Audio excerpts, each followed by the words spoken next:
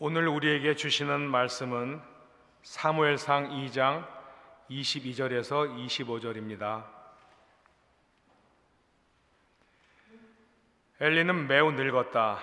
그는 자기의 아들들이 모든 이스라엘 사람들에게 저지른 온갖 잘못을 상세하게 들었고 회막 어귀에서 일하는 여인들과 동침까지 한다는 소문을 들었다. 그래서 그는 그들을 다 일렀다. 너희가 어쩌자고 이런 짓을 하느냐?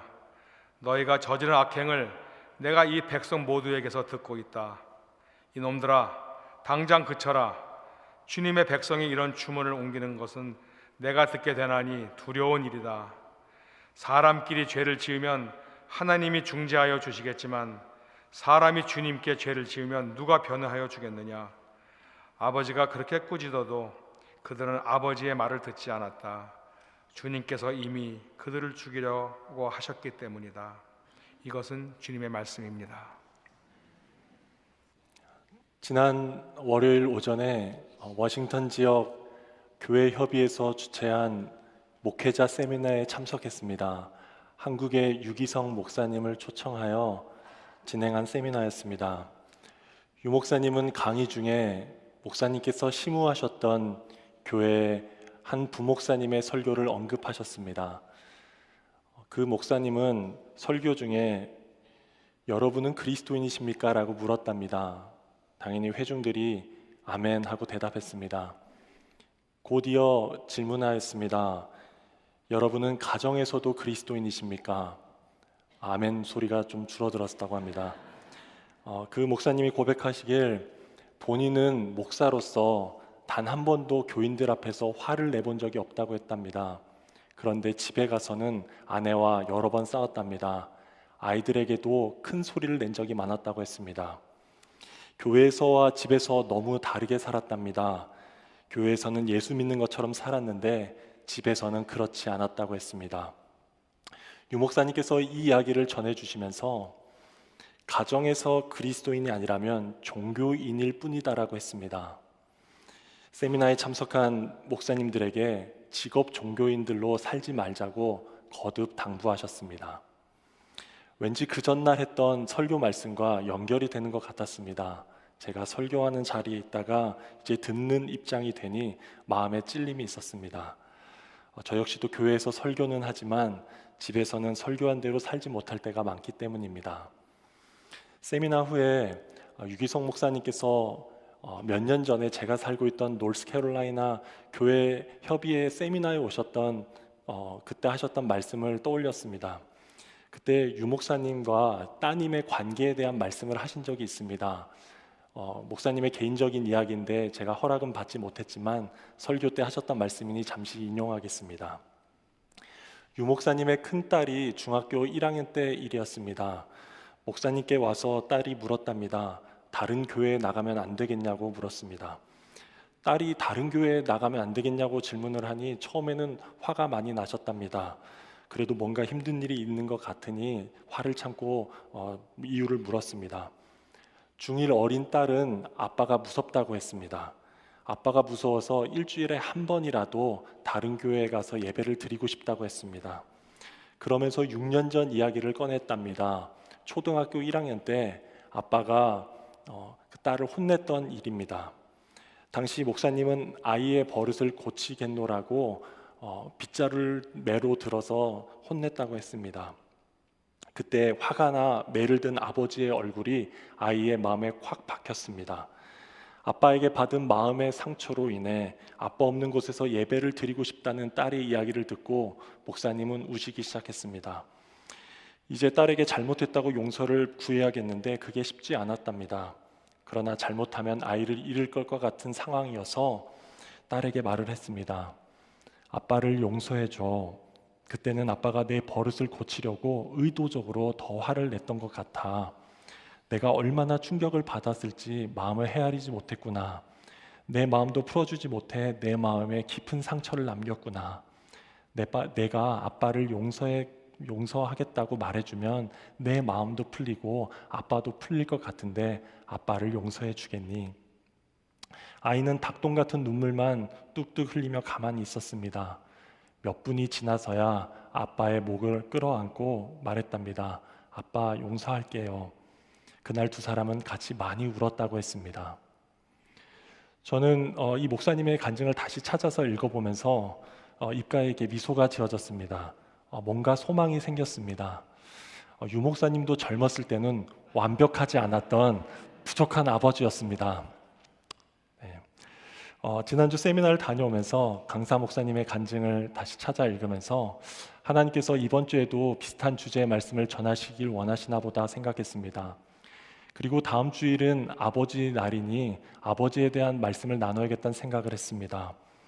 아버지를 떠올리게 되는 계절, 절대 완벽하지 않은 모든 아버지들에게, 또 그런 아버지들과 함께 살아오셨던 여러분들에게, 또 그런 남편들과 살고 계신 분들에게 오늘 하나님께서 전해주시길 원하시는 말씀이 있으리라 믿습니다.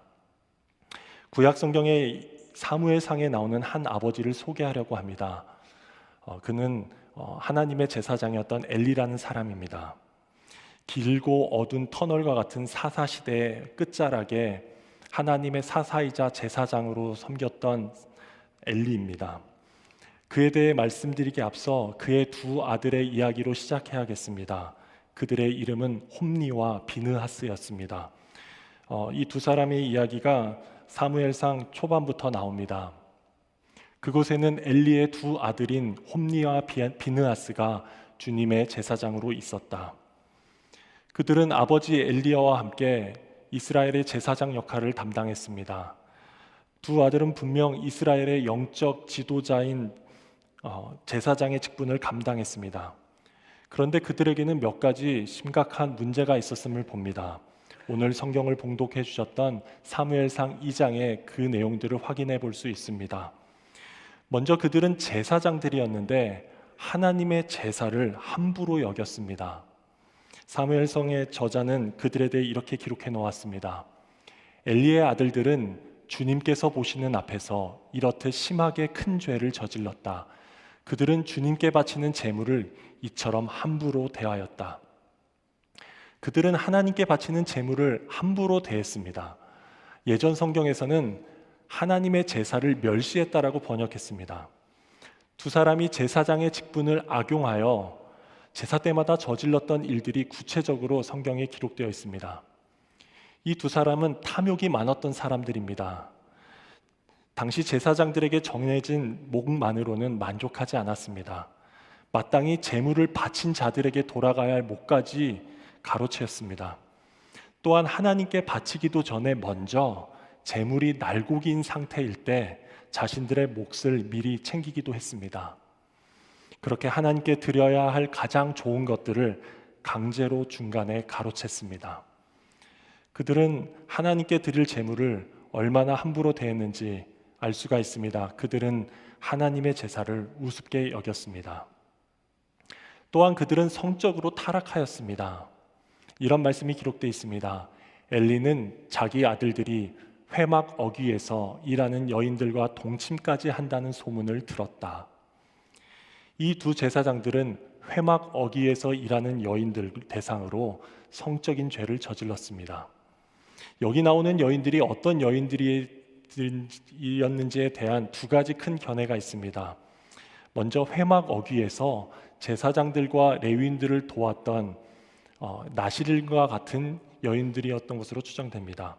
혹은 가나안의 제사 의식에서 행해졌던 여사제 혹은 성창 풍습을 그대로 받아들인 회막 근처에 있었던 제의적인 창녀들이었을 수도 있습니다.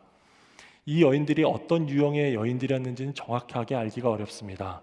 다만 홈니와 비느하스는 한두 번의 일탈이 아닌 복수의 여인들을 대상으로 지속적인 성적인 죄 가운데 있었습니다. 여기 나오는 동침했다는 표현을 보게 되는데 구약 성경에서 불법적인 성관계를 지칭하는 단어입니다.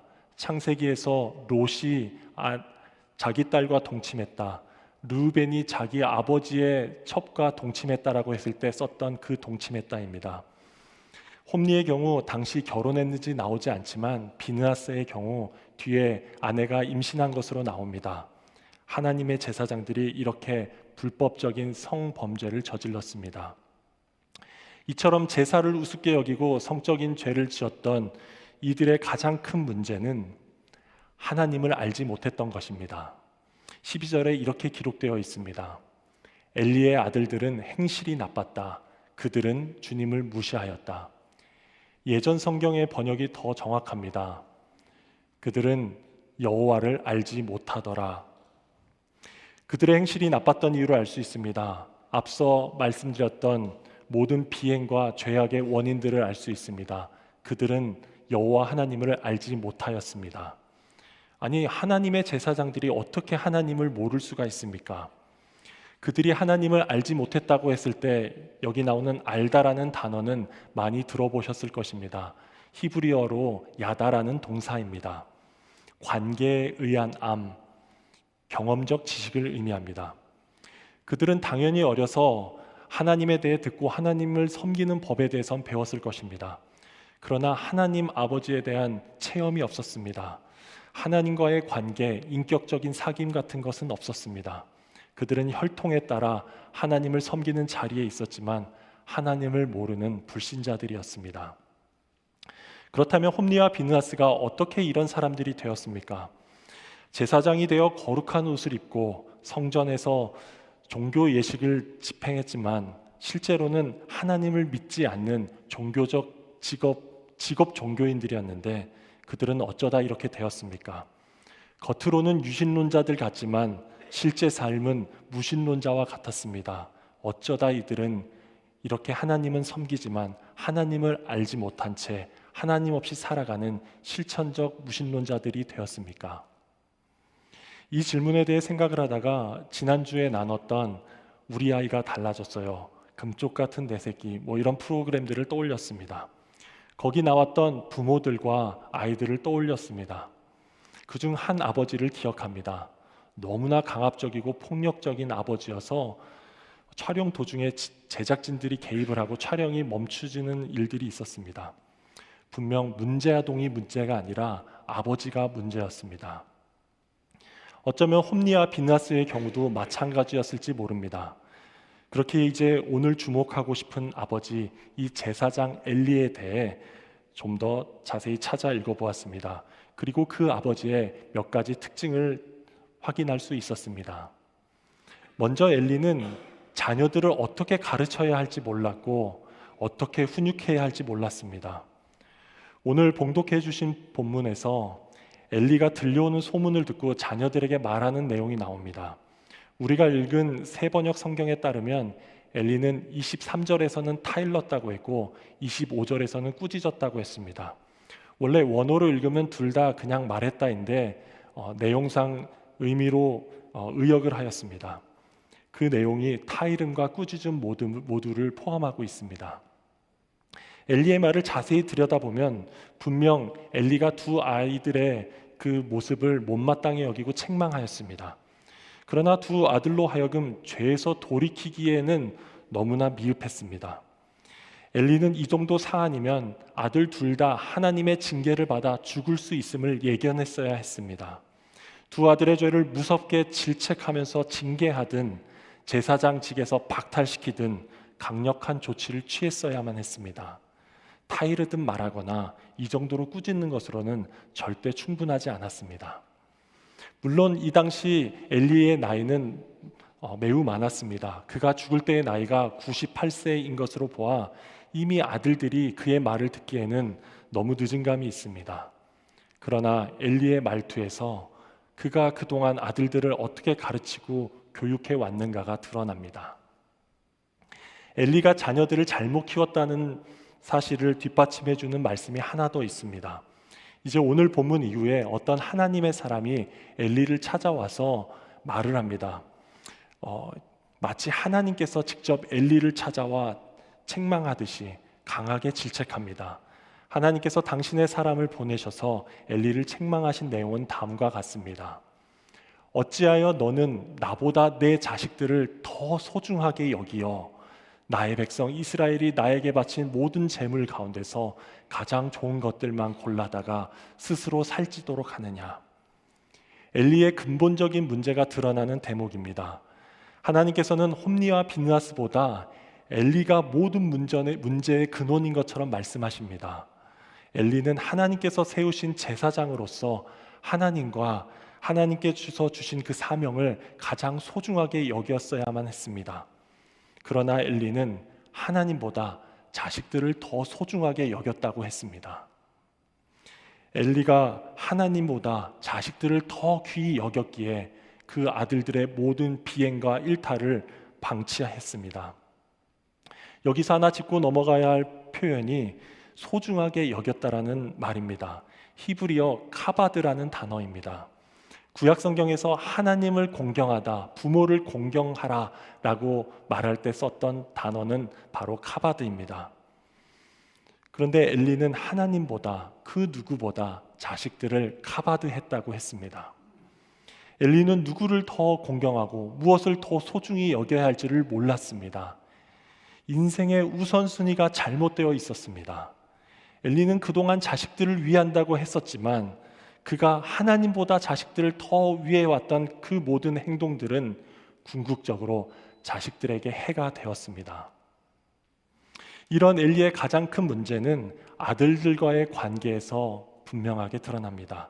오늘 읽었던 본문에서 이들 부자 관계들을 이렇게 설명합니다. 아버지가 이렇게 꾸짖어도 그들은 아버지의 말을 듣지 않았다. 오늘 봉독해 주신 2장 22절부터 25절까지 3절에 걸쳐 두 아들을 향한 아버지의 타이름과 꾸짖음이 장황하게 나와 있습니다. 그런데 그에 대한 홈니와 비느하스의 반응은 너무나도 간결합니다. 그들은 아버지의 말을 듣지 않았다. 그것이 전부입니다. 그들은 아버지의 말씀에 빈말로도 대꾸하지 않았습니다. 들은 척도 하지 않은 것 같습니다. 어떻게 이렇게 무례하고 못된 자녀들이 있는지 모릅니다. 엘리의 두 아들들은 아버지의 말을 듣지 않았습니다. 엘리가 아들들에게 하는 말에서 그동안 그가 어떻게 자녀들을 길러왔는지 엿볼 수 있다고 했습니다. 마찬가지로 아들들이 엘리에게 대하는 이 태도들을 통해 그동안 그들이 아버지를 어떻게 대해왔는지 알 수 있을 것 같습니다. 엘리의 아들들은 아버지의 말을 무시했습니다. 아버지의 말을 우습게 여겼습니다. 사실 그들은 아버지를 무시했던 것이고 아버지를 가볍게 여긴 것이었습니다. 엘리는 아들들을 위한다고 했지만 하나님을 제쳐둔 채 자녀들만을 소중하게 여겼습니다.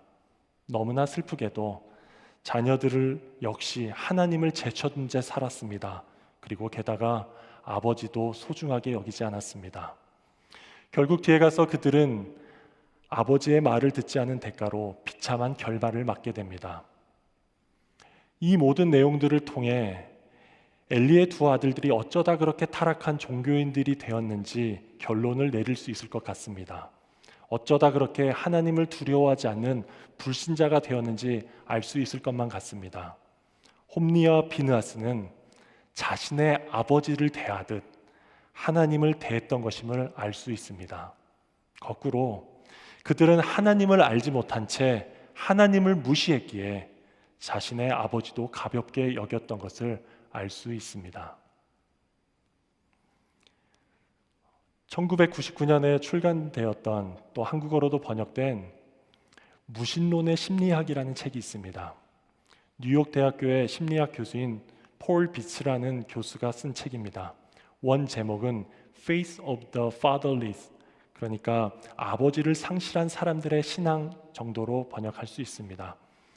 이 책에서 저자는 역사상 대표적인 무신론자의 생애를 연구했습니다. 이후 저자는 흥미로운 가설을 하나 제시했습니다. 대표적인 무신론자들 안에 공통적인 특성이 하나 있는데 바로 결함 있는 아버지 가정에서 자랐다는 점입니다. 그 공통적인 배경이 무신론적 사상에 영향을 주었다는 가설이었습니다. 예를 들어 이렇습니다.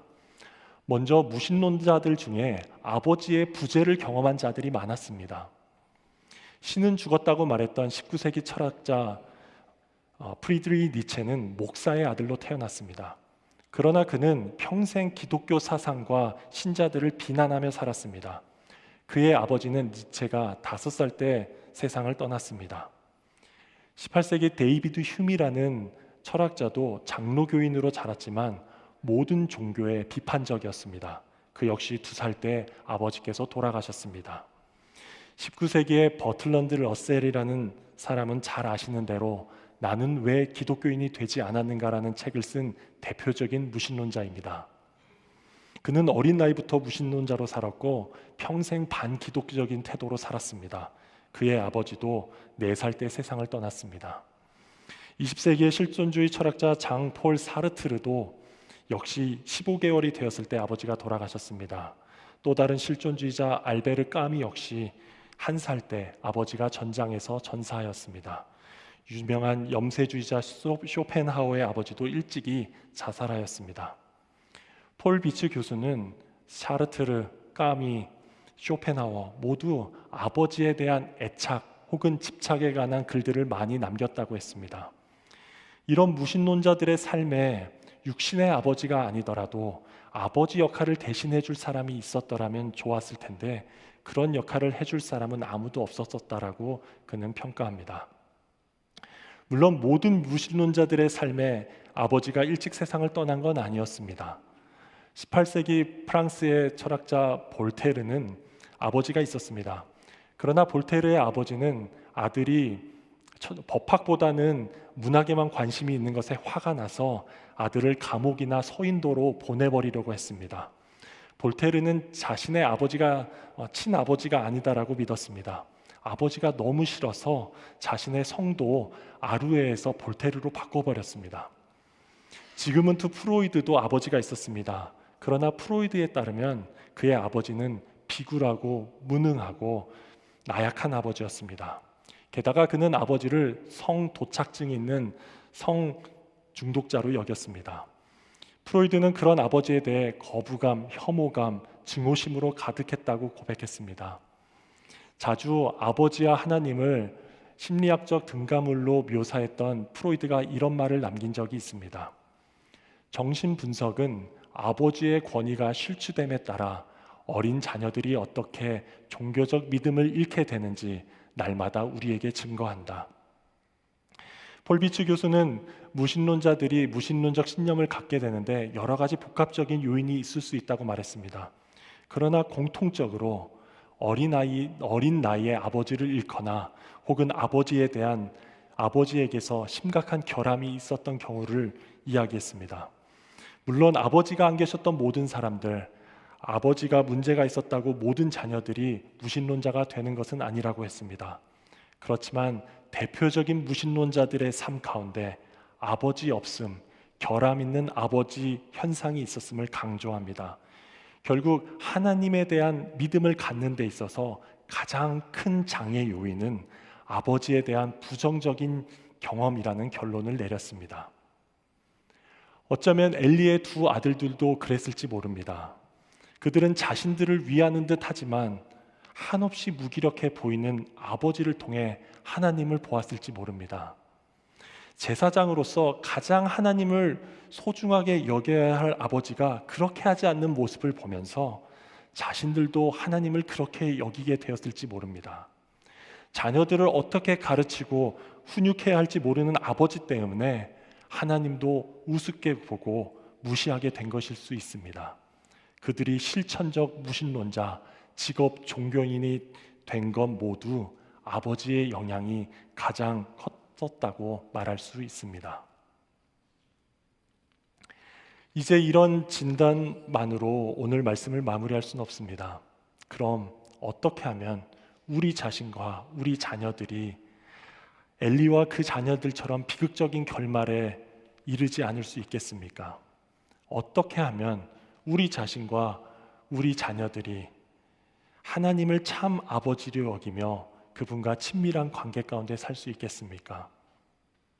어떻게 하면 우리 자신과 우리 자녀들이 이론적 무신론자 혹은 실천적 무신론자로 살아가지 않을 수 있겠습니까?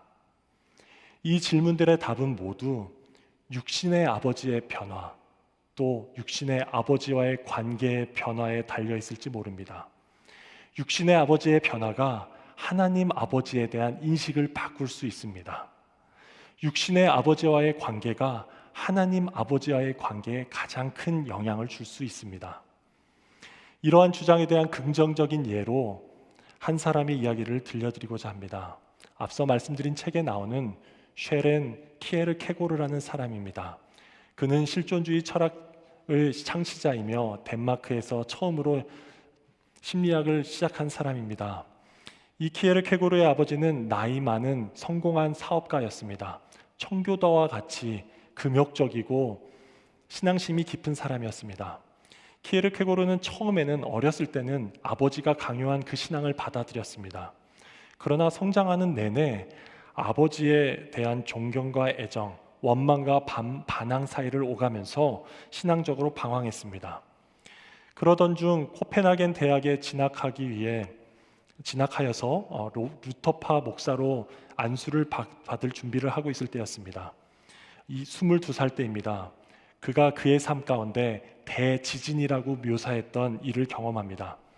그 시기 그는 아버지께서 그동안 어떤 어둡고 거짓된 면을 가지고 있음을 알게 되었습니다. 그 일로 인해 그의 속에 아버지에 대한 혐오가 극에 달하게 됩니다. 그리고 그것은 엄청난 믿음의 상실로 이어졌습니다. 그의 심리적 지진은 아버지뿐만 아니라 하나님까지도 거부하게 만들었습니다. 아버지를 거부하고 동시에 큰 원망과 폭력성을 갖게 되었습니다. 종교를 버리고 철학을 택하게 되었습니다.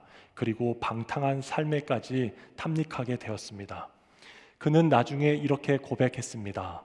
나는 아버지에 대한 반항이 곧 하나님에 대한 반항임을 알게 되었다. 그의 방황은 23살 때 극단에 치닫게 되었습니다. 그러나 너무나 감사하게도 25이 되었을 때 그의 삶에 변화가 시작되었습니다. 그의 아버지의 죽음 직전에 있었던 일입니다. 아버지가 돌아가시기 전 그의 25번째 생일날 그는 연로하신 아버지와 화해하였습니다. 그의 아버지의 나이 82세 때 일입니다. 이 두 사람에 대해 키에르케고르의 전기 작가인 멜빈이란 사람이 이런 기록을 남겨두고 있습니다. 키에르케고르의 아버지는 아들에게 자신의 과오와 믿음에 대해 온전히 고백할 수 있는 기회를 가졌던 것 같다. 3개월 후 아버지는 세상을 떠났다. 남겨진 키에르케고르는 아버지가 고백이라는 과중한 짐을 짊어지고 무리하면서까지 아들을 위해 희생했음을 확신하였다. 그들의 화해는 온전했다. 부자 사이는 깨어지기 전보다 더욱 견고하게 회복되었다. 키에르케고르는 아버지가 살아계실 때 거부했던 순종과 감사를 아버지가 돌아가신 후에 갑절로 실천했다. 화해 덕분에 아버지됨의 완전한 의미가 드러났다. 인간 아버지가 주는 아버지됨의 의미는 그대로 하나님 아버지께 적용되었다. 이러한 깨달음의 섬광을 통해 키에르케고르는 기독교가 진리인 이유는 아버지가 내게 그렇게 말씀하셨기 때문이라고 말할 수 있게 되었다. 키에르케고르의 생애를 다시 한번 읽으면서 다시 한번 소망을 품게 되었습니다. 키에르케고르에게 있어서 아버지에 대한 반항은 하나님에 대한 반항이라고 했습니다. 그러나 아버지와의 화해는 하나님과의 화해도 되었습니다. 인간 아버지의 아버지됨의 의미는 하나님 아버지께 그대로 적용되었습니다. 그의 고백대로 이제 기독교가 진리임을 믿는 데 있어서 어떠한 설명이나 해설이나 체험은 필요 없게 되었습니다.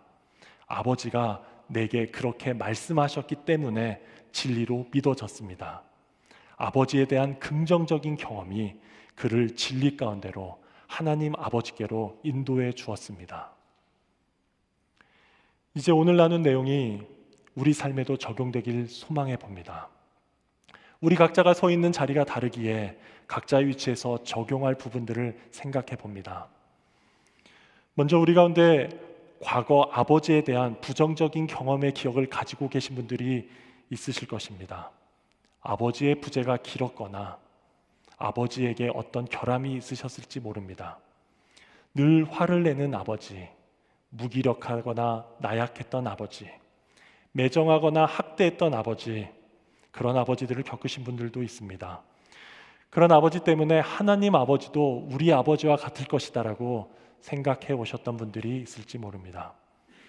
혹시 그랬던 아버지께서 아직 살아계시다면 키에르케고르가 했던 것처럼 아직 기회가 있을 때 화해하실 수 있게 되길 바랍니다. 혹시 화해가 불가능한 상황이 되셨다면 그분을 용서할 수 있길 바랍니다. 이 말을 듣자마자 교회에 나오면 늘 나에게 화해하라 그러고 용서하라 그래서 기분이 나쁘신 분들도 계실지 모릅니다. 하지만 하나님께서 말씀하시는 화해와 용서는 늘 우리 자신을 위한 것임을 기억해야 합니다. 아버지와의 화해 혹은 용서를 통해 비로소 우리 삶 가운데 하나님의 아버지 되심을 경험할 수 있습니다. 하나님과의 친밀한 관계를 시작할 수 있습니다. 현재 우리 중에는 자녀들을 두신 아버지와 어머니들도 계십니다. 우리 자신이 하나님을 반영하는 아버지가 될 수 있도록, 우리 남편이 그런 아버지가 될 수 있도록 기도해야겠습니다.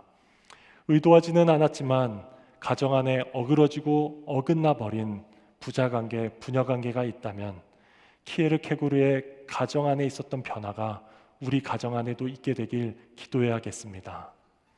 우리 자신이 또 남편이 키에르케고르의 아버지와 같이 아직 기회가 있을 때 본인의 과오와 잘못에 대해, 믿음에 대해 고백할 수 있게 되길 바랍니다. 물론 아버지로서 고백한다는 것은 과중한 짐처럼 여겨질 수 있습니다. 일단 그 짐에 대한 무게를 내려놓을 수 있었으면 좋겠습니다. 화해와 회복의 가능성을 기대하며 자신 혹은 남편의 작은 변화가 시작될 수 있길 기도해 주시기 바랍니다.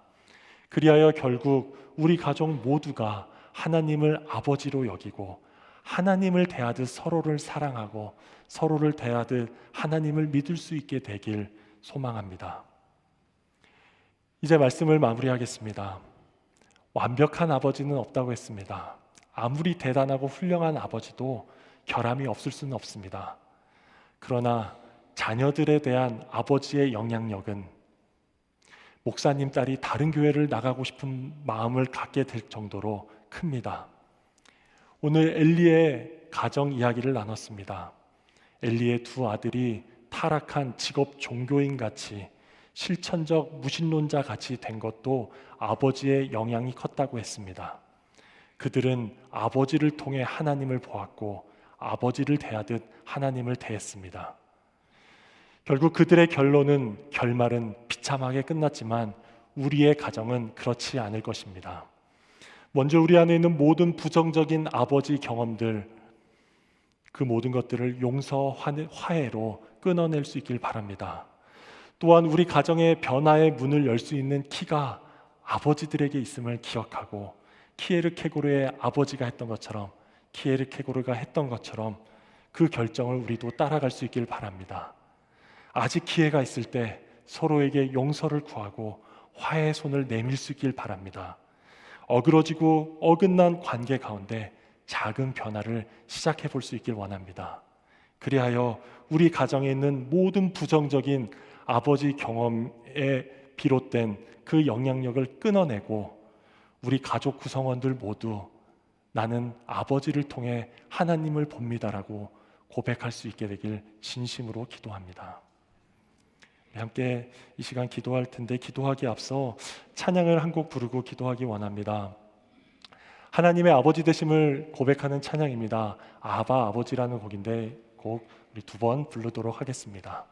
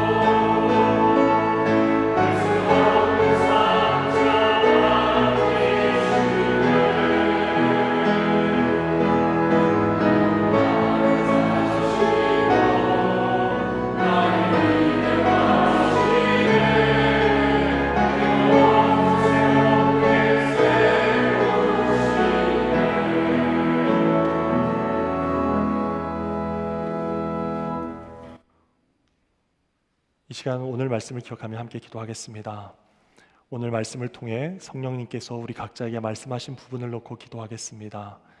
우리 자신과 가정을 위해 조용히 그러나 간절히 함께 기도하겠습니다.